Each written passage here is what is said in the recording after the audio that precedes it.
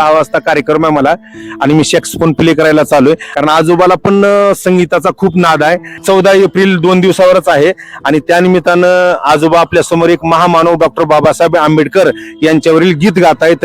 उधारिले कोटी कुळे भीमा तुझ्या जन्मामुळे, उधारिली कोटी कुळे भीमा तुझ्या जन्मामुळे. जकडबंद पायातील साकाळ दंड, पटाटाट तुटले तू ठोकताच दंड, झाले गुलाम मोकळे भीमा तुझ्या जन्मामुळे. आजोबाचं वय 85 आहे. आजोबाला थोडस दम लागालाय. मी एक महामानव डॉक्टर बाबासाहेब आंबेडकरांवर गाणं म्हणतो. मला बांधून दे बंगला रे भीमा मला, बांधून दे बंगला, या बंगल्यामध्ये पिटीन तबला, या बंगल्यामध्ये पिटीन तबला, बांधून दे बंगला रे भीमा मला, बांधून दे बंगला. या बंगल्यामध्ये मायान बाप, या बंगल्यामध्ये आईन बाप, सेवा कर द्याला की बाबा मला बांधून दे बंगला. आज एक महामानव डॉक्टर बाबासाहेब आंबेडकरांमुळं दलित निराधार व्यक्तीला जगण्याची उमेद मिळालेली आहे आणि आज त्यांनी आमच्या सगळ्यांच्या हृदयात आहे. आणि तुम्हाला येणाऱ्या 14 एप्रिल 2026 महामानव डॉक्टर बाबासाहेब आंबेडकर यांच्या जयंतीनिमित्त तुम्हाला हार्दिक हार्दिक शुभेच्छा. धन्यवाद. आपल्या मंडळाचं काय नाव आहे हो? सूर संगम बँड आहे आपला आजोबा. सर्व धर्म समभाव, ते जात फित कुछ नाही. मित्र आजोबा जाणतोय एकच धर्म आहे, माणुसकीचा धर्म, मानवता धर्म. एकच धर्म, मानवता धर्म. कारण सर्व धर्म समभाव या दृष्टिकोनातून मी हे कार्य करत राहतोय. कारण मी कुणाला दुजं करत नाही, सगळे आपलेच आहेत आणि आपण सगळ्याचे आहोत. तुम्ही तर एवढे विचारानं चांगले आहात, विचारवंत आहात. का मुलाला संस्कार देण्यामध्ये कमी पडला? तुमचा मुलगा व्यसनाच्या आहारी गेला. ऐका माझं पोरग खूप खूप चांगलं होतं. 15-16 शिकलंय. बाप सुपमिल मध्ये माय आडतीवर, आणि मुलगा कॉलेज सडकावर शाळेला जात जात वंगड्या पोरत. त्याच्यामुळे असा विश्वासघात झालेला. पोरगा तर गोष्ट पुढे गेली, ती मागे सरकत नाही. म्हणजे संगत गुण की सोबत गुण. बस बस बस काय भारी आहे तुम्ही. कारण ज्या माहोल मध्ये आपण राहिलेला गुण तयार होतात. का वकत आला असला, पायाला पायतर नाही, अंगाला कपडा नाही, घर नाही, दार नाही, कुणी आणला वकत का बर? आम्ही इतर गेलो तर तुमचं बरम्यानं सटवी ना ते तसं लिहून ठेवले. कुठे ती बरमे तिच्या बाईला घोडे लावले ते बरम्यासाठी. कुठं शिकून बिया बिलबिल सारखा पोटी आयत खाऊ यांनी लिहून ठेवून आम्हाला पार पिढ्यानपिढी वापरून घेतले. हाडत पिळून खाल्ले, ऊस खाल्ले आणि सगळं. तर ह्याने वखत आणलं आम्हाला मोठ्या लोकांनी. आणि त्याच्या मागे ती कलाकार आहेत. आता त्याचं नाव घेऊन लय अवघड वाटतं. बर बर बर. भोंदू महाराज, खरात भोंदू महाराज आहे का? त्याच्याबद्दल काय सांगू शकाल? त्याचा काही दोष नाही. जनावर आहे त्याला काय बी होत नाही. जनावर तुम्ही पोलान पसंत केले. हे मंत्री मोठ्यानं वरून आम्हाला निवडून द्या हो साहेब. बघा हाय त्याच्या बायका त्यांना निवडून द्या असं म्हणणार त्याने. आणि ते खाली तर मग आमच्यासाठी येले भोळे मला चांगलं होती, बरं होते. त्याच्याकडे काय म्हणजे तुमचं सांगण्याचा उद्देश की राजकीय पुढाऱ्याचा सपोर्ट आहे. आंधळे तर ही बुद्धी आंधळे. महिलाला कवा विचार पडतात. तुमची संस्कृतीच आहे कृष्णाची राधीची.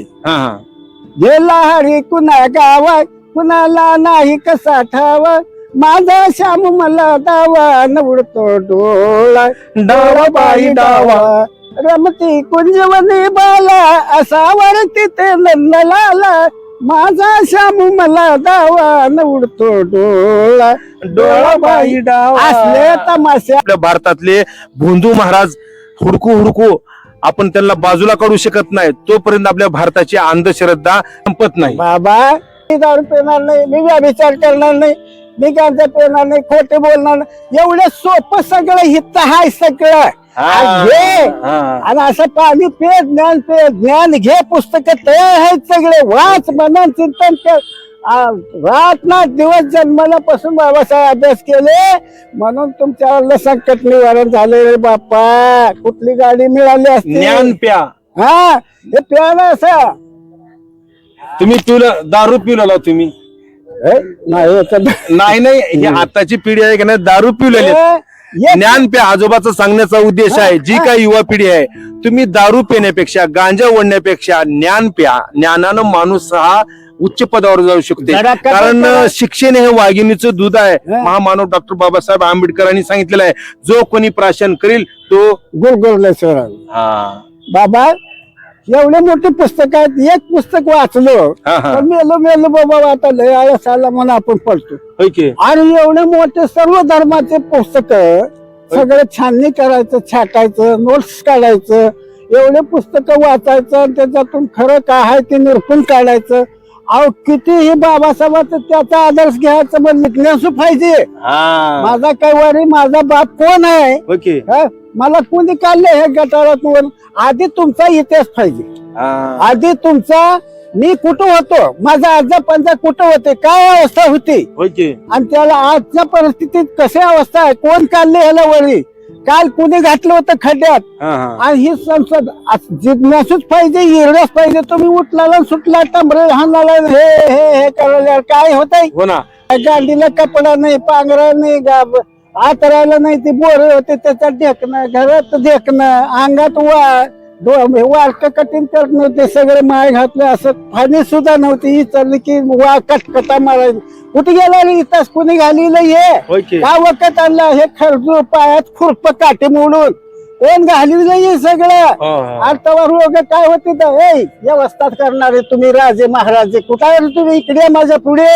हा तुम्हाला दाखवतो काय केलंय तुम्ही या जनतेसाठी काय केलंय.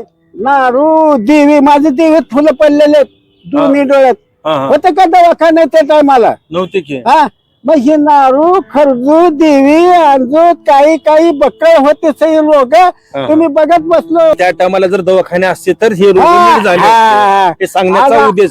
आज शिक्षणामुळे माणूस डॉक्टर होते इंजिनियर होते. आज प्रगती केली आहे या भारतीय घटनेने दवाखाने डॉक्टर तयार केले म्हणून माझ्या डोळ्याचं ऑपरेशन झालं म्हणून थोडं दिसला तुम्हाला बोलला ही नसतं होते नसते तर कुठेच तू म्हणे थिंडायची पाळी होती.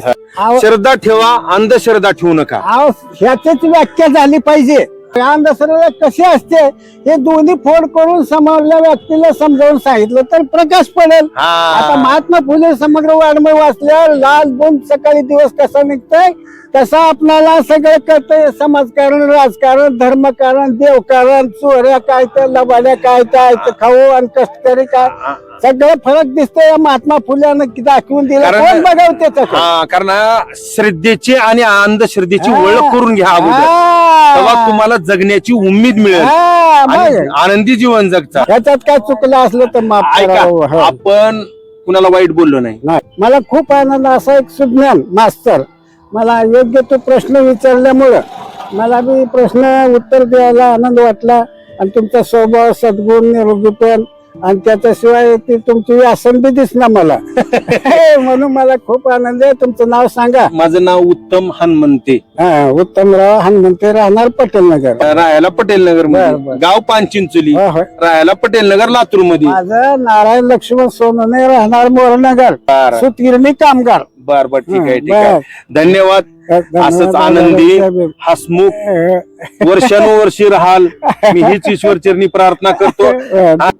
आमच्या व्हिडिओला लाईक करा